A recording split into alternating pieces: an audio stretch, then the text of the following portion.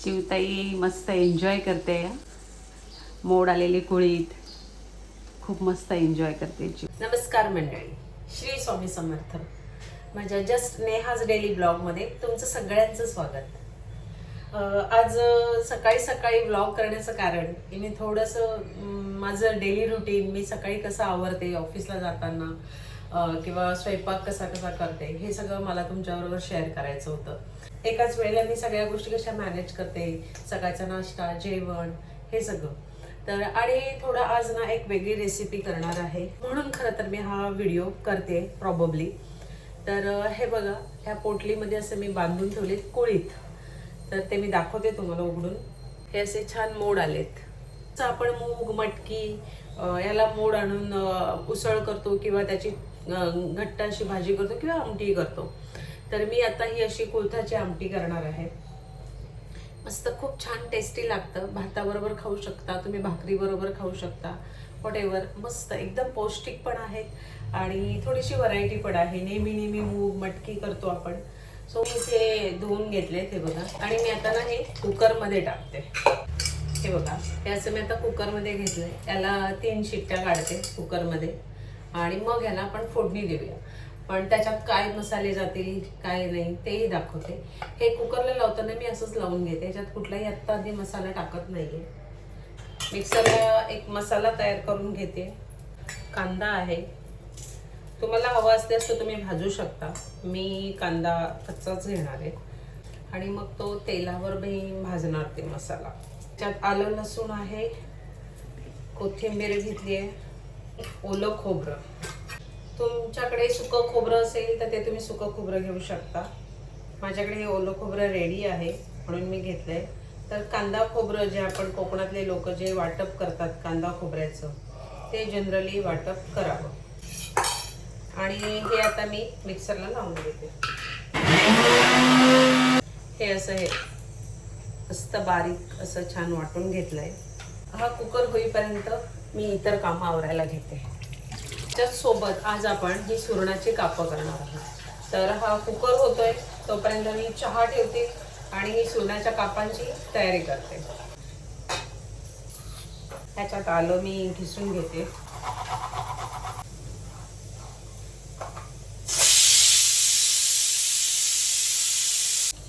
थोडी दालचिनीची पावडर असते रोज, आलं आणि दालचिनीची पावडर. त्याची मी अशी छान आता कापं करून घेते, दाखवते तुम्हाला. हे बघा, हे असे मी हे बघा सुरण असं कापून घेतलं. अशी त्याची कापं केली पातळ पातळ. एकदम पण पातळ नाही करायचे, नाहीतर तो एकदम नरम पडून जाईल.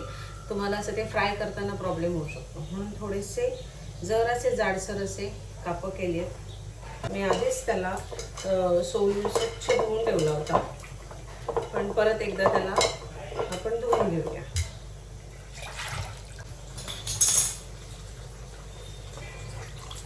त्यात असं पाणी घेतलंय आणि कापं थोडी आपण बॉईल करून घेऊया. म्हणजे सुरणामध्ये जी खाज असते ना ती निघून जाते, म्हणून त्याला आपण आता बॉईल करून घेतोय.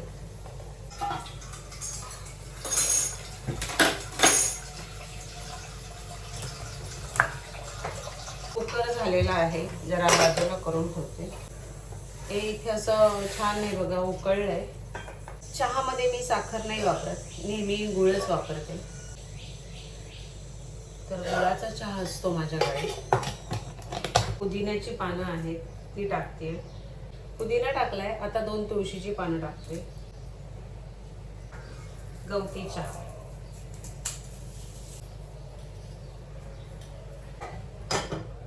बारीक गॅसवर हा मी चहा होऊ देणार आहे आता थोडा. तोपर्यंत इकडे जी कापं टाकले त्याच्यात मी थोडं मीठ टाकते आणि 2 कोकमाची सालं टाकते. कोकमाची सालं आणि मीठ हे उकळताना टाकलं की त्यातली जी खाज असते सुरणामध्ये, जे थोडा घशाला खवखवतं, ते खवखवणार नाही. म्हणून आधीच ह्याच्यात कोकम आणि मीठ टाकून ह्याला उकळून घ्यायचं आहे.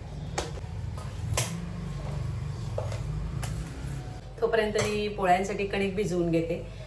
लागूया तयारीला.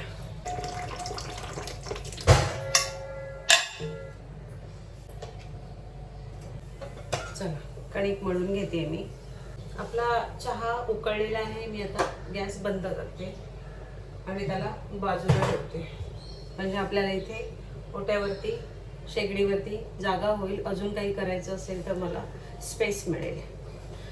सो मी आता एकाच वेळेला पोळ्या पण लाटणार आणि एकाच वेळेला घावण पण टाकणार, जे सकाळी नाश्त्याला हवेत. तर हे मी एकाच वेळेला कसं करते ते तुम्हाला दाखवते. म्हणजे माझी वेळेची बचतही होते, कामं पण पटापट होतात, नाश्ता वगैरे सगळं पोटभर मिळतं खायला. कधी करू हे सगळं कधी करू असं नाही होत. करायचं, प्रॅक्टिस करायची या सगळ्याची. घरचंच खायचं शक्यतो, बाहेरून काही नाही आणायचं. कणिक जरा चांगली मळून घ्यायची, म्हणजे पोळ्या नरम होतात. अशी कणिक मळून झालेली आहे. कुकर आपला थंड झालेला आहे. कणिकला रेस्ट मिळेल तोपर्यंत. आणि इथे आपण एक फोडणी करून घेऊया आमटीची. आणि हेही झालेलं आहे. त्याला याचाही गॅस बंद करून टाकतो. आपण केलेला हा मसाला हा घालते मी आता. कढीपत्त्याची पानं टाकते, लाल मसाला, हळद, आणि यात आहे धणेपूड, जिरेपूड आणि थोडीशी काळी मिरीची पावडर.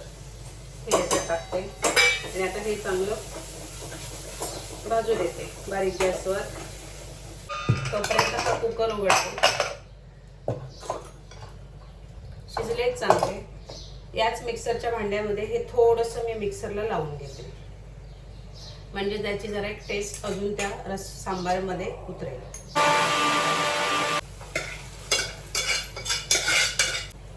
हे इतकं असं जे मिक्सरला लावलेलं होतं तेही मी याच्यात घालते.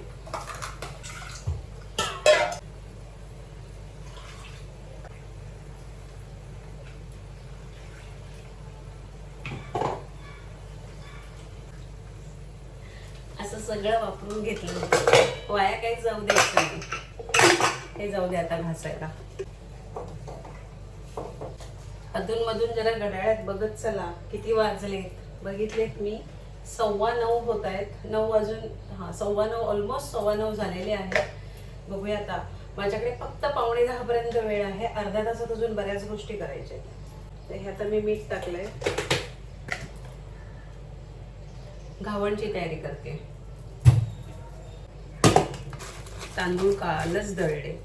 आता याचे घावण कसे होत आहेत काय बघूया. होतील. थोडा घाम येतोय. एक्झॉस्ट नाही लावू शकत कारण शूटिंग नाही होत प्रॉपर. एक्झॉस्टचा आवाज येतो, माझा तुम्हाला आवाज येणार नाही, म्हणून मी एक्झॉस्ट लावू शकणार नाही. आपण जे सुरणाची कापं जी आपण केली आहेत ती मी जरा इथे सेट करून घेते. त्याला मॅरिनेशनची तयारी करून ठेवते, म्हणजे एका बाजूला तेही मला लावता येईल. अगदीच थोडेसे कोळीत आहेत जे चिवता येईल आणि ते टाकते. आणि हे बघा, याच्यात मी मीठ थोडं कमीच घातलं कारण मगाशी आपण मीठ घातलं होतं. आता याच्यात मी काय काय घातलंय बघा. हळद, लाल मसाला, जिरेपूड, धणेपूड आणि मीठ हे सगळं घालून मी असं ह्याला आता मॅरिनेट करते. पण जनरली मॅरिनेशनला वापरतो त्याच गोष्टी, त्यात तेच मसाले वापरायचे आहेत. हे बघा, हे असं 5 मिनिटं जरा त्याला लावून ठेवते. आपली उसळ झालेली आहे, ती मी आता उतरून बाजूला करून ठेवते.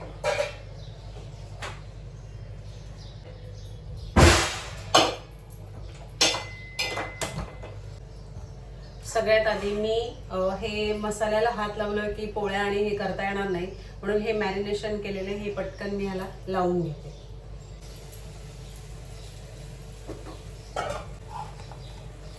चला, एका बाजूला पोळ्या करूया आणि एका बाजूला हे घावण घालूया.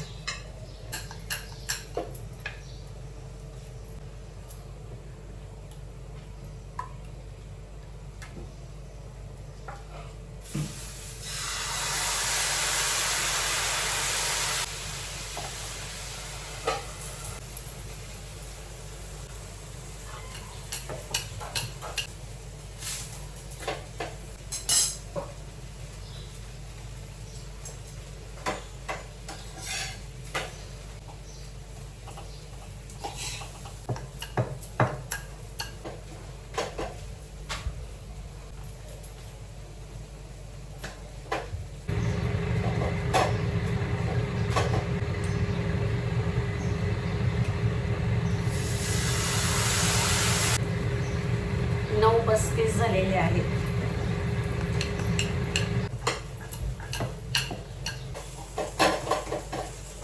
हे जे मी काल जे दळून आणलेलं आहे ते घावण्यासाठी पीठ नाही होणार आहे, घावणे होत नाही आहेत.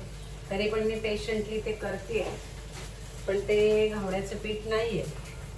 तर त्याच्यात आता काहीतरी मिक्स करून त्याचे घावणे करायला लागणार. मी अशा वेळेला नाचणीचं पीठ थोडं मिक्स करते आणि घावणे करते. त्याच्या भाकरी छान होतील, भाकरीसाठी वापरू आपण ते पीठ.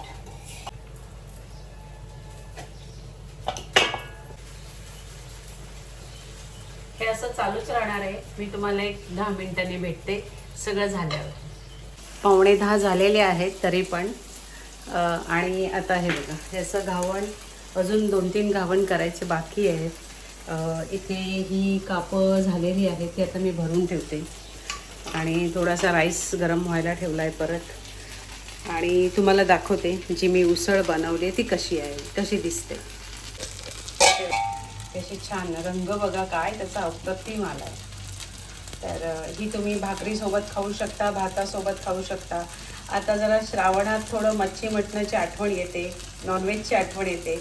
त्यांनी सगळ्यांनी ह्या अशा चटकदार उसळी करून खायच्या आहेत, आमटी करून खायची आहे आणि दुधाची ताण ताकावर भागवायची आहे. बघा हे असे नरम झाले कारण ते पीठ बरोबर नाही आहे. तरी पण मी 5-6 घावण केलेले आहेत, 15-16 पोळ्या केल्या. तर चला आता हे सगळं आवरून निघूया. चला आता ब्रेकफास्ट करते आणि 10 वाजता मला निघायचं आहे कुठल्याही परिस्थितीत. चला, ही माझी रोजची गडबड आहे. आता मी ऑफिसला पोहोचल्यावर तुम्हाला भेटेन आणि तिथेच व्हिडिओचा एंड करेन. चला निघूया, आवरूया पटापट, वेळ नाही आहे. टाटा, बाय बाय, ऑफिसला भेटते. आज जे मी कुळथाची आमटी जी बनवून आणली होती ती खूप छान झाली होती. तुम्ही पण घरी करून बघा. तर हा होता माझा आजचा ब्लॉग. भेटूया उद्याच्या ब्लॉगमध्ये. तोपर्यंत do like, share, comment and subscribe to my YouTube channel just Neha's daily blog. Thank you.